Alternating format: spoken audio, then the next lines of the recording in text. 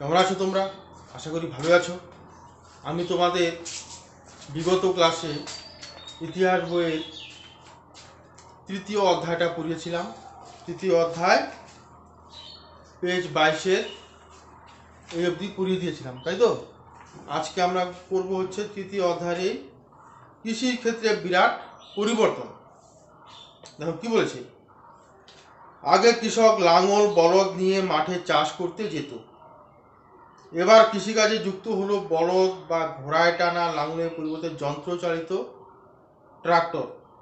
গোবর, পচা পাতা প্রভৃতি জৈব সারের পরিবর্তে এলো রাসায়নিক অজৈব সার। বুঝতে পারলে তো? আমরা যখন তোমাদের মতো ছোট ছিলাম না, 4-5-এ পড়তাম, তখন গ্রামে গঞ্জে কী হতো বলতো দেখি? গ্রামে গঞ্জে মানে গরু দিয়ে লাঙল দিয়ে চাষ করতো। তখন সেখানে সেই আমলেই আস্তে আস্তে পাওয়ার টিলার বের হলো। এত তোমার প্রচলন ছিল না এগুলো, সবাই গরু দিয়েই চাষ করতো। এখন সভ্যতার উন্নতির সঙ্গে সঙ্গে, বিজ্ঞানের উন্নতির সঙ্গে সঙ্গে সব কিছুরই কী হয়েছে, আমূল পরিবর্তন হয়ে গেছে। এখন তো তোমার গরু দিয়ে চাষ কেউ করেই না, এখন সব হচ্ছে পাওয়ার টিলার, ট্রাক্টর, এগুলো দিয়ে সবাই চাষ করে। অল্প সময়ে বহু জমি তোমার চাষ করা যায়। এমনকি ফসল কাটার, ফসল রোপণ করার, এগুলো তোমার যন্ত্র বেরিয়ে গেছে। বুঝতে পারলে তো? আচ্ছা, আগে কি হতো জানো? আগে তোমার যে জমিতে যে কোনো ফসল উৎপাদন করতে তখন কি হতো, গোবর সার হতো। কিন্তু আমাদের দেশ যেহেতু জনবহুল দেশ, বুঝতে পারলে তো, গোবর সার দিলে কি হয়, তোমার ফসল উৎপাদনটা কম হয়।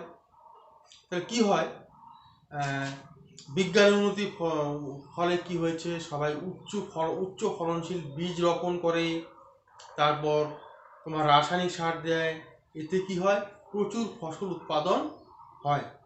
বুঝতে পারলে তো? আচ্ছা, কৃষি বিজ্ঞানীদের গবেষণার ফলে একই জমিতে বছরে বারবার বিভিন্ন ফসল ফলানো শুরু হয়ে গেল।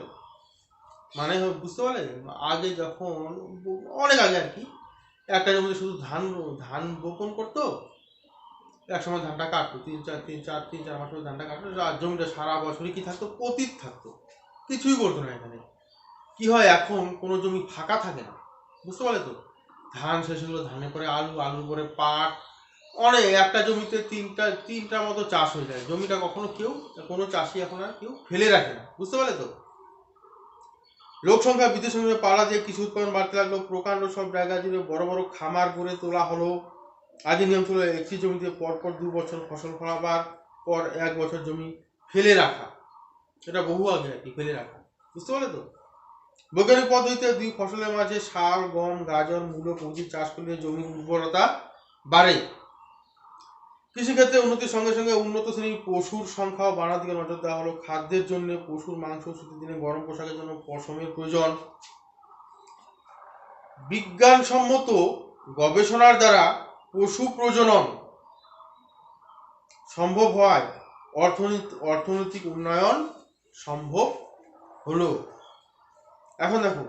এখন জানবো আমরা শিল্প বিপ্লবের ফলাফল সম্পর্কে। কি বলেছে? শিল্প বিপ্লবের ফলে উৎপাদন ব্যবস্থা ও পরিবহনের ক্ষেত্রে আমূল পরিবর্তন ঘটে। বুঝতে পারলে তো? মানুষের নিত্য প্রয়োজনীয় জিনিস প্রচুর পরিমাণে উৎপন্ন হওয়ায় তাদের জীবনযাত্রার মানও উন্নততর হতে থাকে। শিল্পের ক্ষেত্রে উৎপাদন পদ্ধতি আমূল পরিবর্তনকে বলা হয় শিল্প বিপ্লব। আচ্ছা, এই সময়ে উৎপাদন, পরিবহন ক্ষেত্রে এবং যোগাযোগ ব্যবস্থা যন্ত্রের ব্যবহার শুরু হয়ে গেল। যন্ত্রের সাহায্যে উৎপাদিত নিত্য প্রয়োজনীয় জিনিসের দামও গেল কমে, মানুষের রুচি বোধ পাল্টাতে লাগলো। কি বলেছে? মানুষের নিত্য প্রয়োজনীয় জিনিস পরিমাণ উৎপন্ন হয়, তার মানুষের জীবনযাত্রার মান উন্নত হয়ে গেল। ঠিক আছে? মনে করো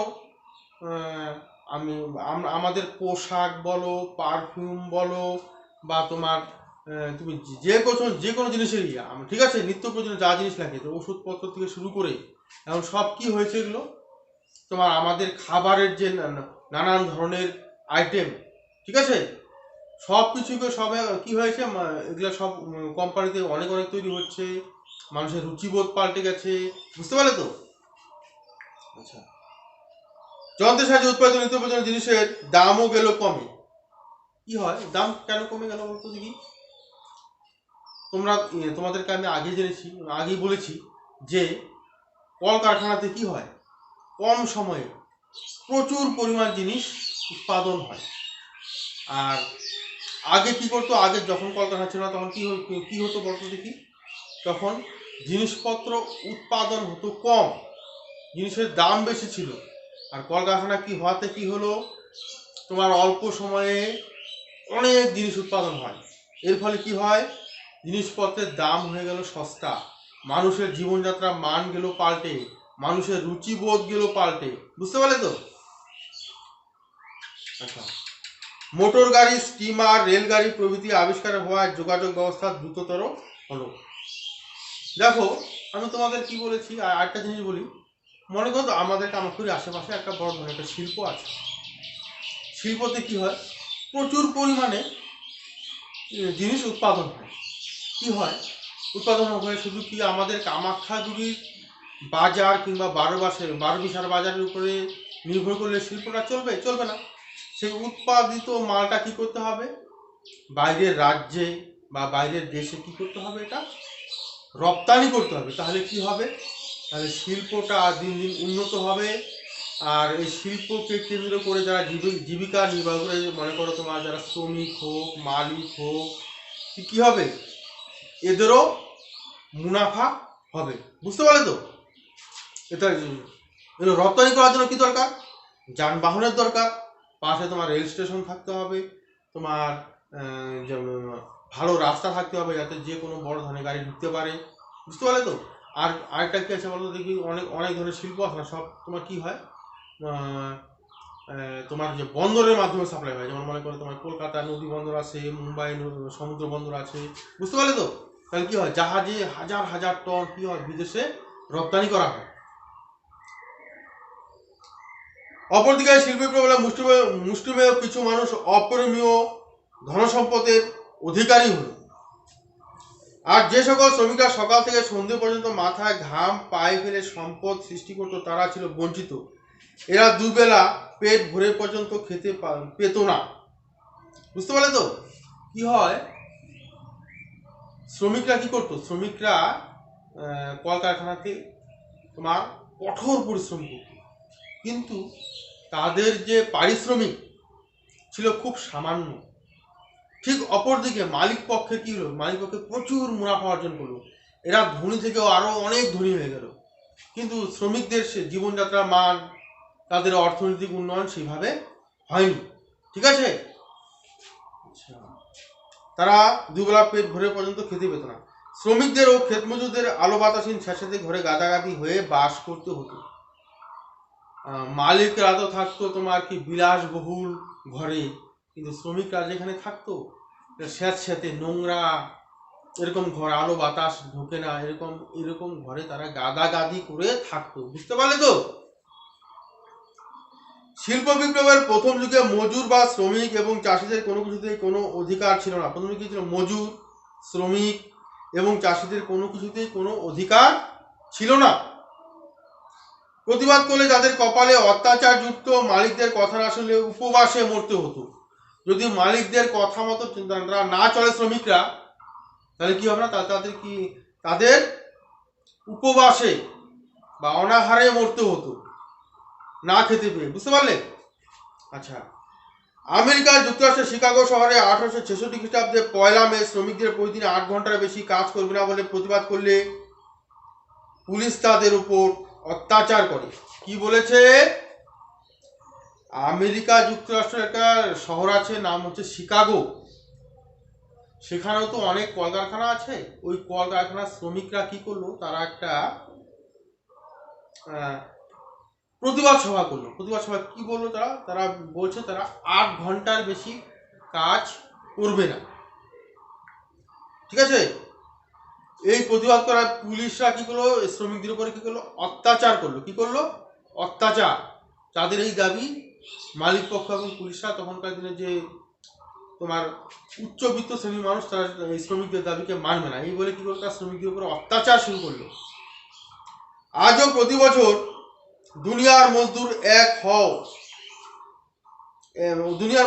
এক হয় 1 মে তারিখে। আজও প্রতি বছর মানে তোমার 1861 সালের 1 মে এই প্রতিবাদটা হয়েছিল, এই আন্দোলনটা হয়েছিল। এখনো সারা পৃথিবীতে এই 1 মেটাকে বলে দিকে মে দিবস হিসাবে পালন করা হয়। তোমরা এই চ্যাপ্টারে মে দিবস সম্পর্কে বিস্তারিত সব জানতে পারবে, বুঝতে পারলে তো? একটা মে দিবস একটা বড় একটা কোশ্চেন আছে, বা প্রশ্ন তোমরা এটা ভালো করে পড়লেই বুঝতে পারবে।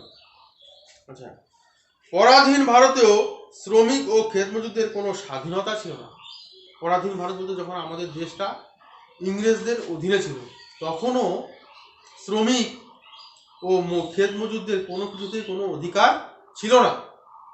তবে এখন আর সে অবস্থা নেই। এখন সব কিছুই মানুষের চিন্তাভাবনা পাল্টেছে, মানুষের রুচিবোধ পাল্টেছে, তাই তো? এখন আর সেই অবস্থাটা নেই। পৃথিবীর শ্রমিকদের অবস্থার এখন আমূল পরিবর্তন হয়েছে। এখন শ্রমিকদের অবস্থা এখন কি হয়েছে, অনেক পরিবর্তন হয়েছে। এখন জানবো আমরা বর্তমান ভারত সম্পর্কে। কি জানবো আমরা? বর্তমান ভারত সম্পর্কে। প্রায় 200 বছর ইংরেজ শাসন ও শোষণ থেকে মুক্তি পেলেও ভারতের মতো উন্নয়নশীল দেশের অবস্থা এখনো খুব ভালো বলা যাবে না। স্বাধীনতার পর দেশে অনেক কলকারখানা গড়ে উঠলেও নানা ত্রুটির জন্য এবং সুষ্ঠু পরিচালনার অভাবে দেশ এবং আশানুযায়ী উন্নতির শিখরে পৌঁছতে পারেনি। আমাদের দেশে বহু মানুষ এখনো দারিদ্র সীমার নিচে বাস করে। অশিক্ষার অন্ধকার থেকে এখনো আমরা সম্পূর্ণ মুক্ত হতে পারিনি। কি বলেছে? আমাদের দেশকে ইংরেজরা 200 বছর শাসন করেছিল, তাই তো? সেই ইংরেজদের শাসন থেকে মুক্তি পেলেও আমাদের দেশকে এখনো কি ভারতের মতো উন্নয়নশীল দেশের অবস্থা এখনো ভালো বলা যাবে না। কারণ মনে করো কি হচ্ছে, আমাদের দেশে কলকারখানা গড়ে উঠেছে, কিন্তু অনেক ত্রুটির জন্য দেখবে অনেক কলকারখানা কি হয়েছে, তোমার বন্ধ হয়ে গেছে, কোথাও সুষ্ঠু পরিচালনার অভাবে বন্ধ হয়ে গেছে। তো কি হচ্ছে, এতে শ্রমিকরা বেকার হচ্ছে, বুঝতে পারলে তো? তাহলে কি হচ্ছে, কিছু শ্রমিক সেই পরিবারগুলো কিছু আরো দরিদ্রতর অবস্থায় তারা ফিরে যাচ্ছে, বুঝতে পারলে তো? আজ আমি তোমাদের এই গল্পটা সম্পূর্ণ পড়িয়ে দিলাম। আর মাঝখানের এই প্রশ্নগুলো তোমরা বাড়িতে ছোট ছোট প্রশ্নগুলো শিখবে। আর আমি এসটি, তারপর তোমাদের আমি প্র্যাকটিসের জন্য আমি কতগুলো প্রশ্ন লিখে দিয়েছিলাম। আজকে আমি তোমাদের পেজ 28 নিজে করো কয়েকটি প্রশ্ন আলোচনা করে দিচ্ছি, নিজে করো। দেখো পেজ 28, জ্ঞানমূলক প্রশ্নগুলো। অষ্টাদশ শতাব্দীর মাঝামাঝি সময় থেকে ইংল্যান্ডে সর্বপ্রথম কিসের সাহায্যে শিল্প ব্যবস্থার বিরাট পরিবর্তন ঘটেছিল? উত্তর কি হবে? যন্ত্রের সাহায্যে। উত্তর কি হবে? যন্ত্রের সাহায্যে। গ্রামের মানুষ কিসের আশায় শহরে এসে ভিড় করতে লাগলেন? কিসের আশায়? কাজের আশায়। কিসের আশায়? কাজের আশায়। স্পিনিং জেনি নাম দিয়ে কেউ উন্নত মানের সুতো কাটার যন্ত্র আবিষ্কার করেন। কি হবে? তোমার উত্তরটা তোমরা আগেই জেনেছো, আমি গল্পটা বলেছিলাম। উত্তর হবে হারগ্রিভস। কবে লোহা গলাবার বিশেষ ধরনের চুল্লি বা ব্লাস্ট ফার্নেস আবিষ্কৃত হয়? 1760 সালে। শিল্পের ক্ষেত্রে উৎপাদনের পদ্ধতির আমূল পরিবর্তন ইতিহাসে কি বলা হয়? শিল্প বিপ্লব। বোধমূলকটা পড়তে হবে না, কারণ কি তোমাদের এখানে এক্সেস অনেক প্রশ্ন আছে, তো বোধমূলকটা আমি দিচ্ছি না, বুঝতে পারলে তো? এখন শূন্যস্থান প্রয়োগমূলক প্রশ্নাবলীগুলো করব। প্রয়োগমূলক প্রশ্নাবলী বলছে, শিল্প ও কৃষি একে অপরের উপকারক, অপকারক না পরিপূরক? উত্তর হবে পরিপূরক। উত্তর কি হবে? পরিপূরকে রাইট দাও। শিল্পের জন্য প্রয়োজন প্রচুর সোনা ও তামা, সীসা ও রূপা, কয়লা ও লোহা। কি হবে? উত্তর হবে কয়লা ও লোহা। তারপর কি বলছে, জেমস ডেভি, হামফ্রে ডেভি না জেমস ওয়াট বাষ্পীয় ইঞ্জিন আবিষ্কার করেন? উত্তর হবে জেমস ওয়াট। রবার্ট ফাল্টন, জন স্মিটন না হারগ্রিভস লোহা গলাবার বিশেষ ধরনের চুল্লি আবিষ্কার করেন? কি হবে? উত্তর কি হবে? জন স্মিটন। স্বাধীনতা লাভের পর আমাদের দেশে কলকারখানা বেড়েছে। তো স্টুডেন্টস, আজ আমি তোমাদের FD পড়িয়ে দিলাম। আমি যেগুলো পড়ালাম তোমরা বাড়িতে একটু ভালো করে পড়বে, ঠিক আছে? আশা করি তোমাদের ক্লাসটা ভালো লেগেছে। Thank you.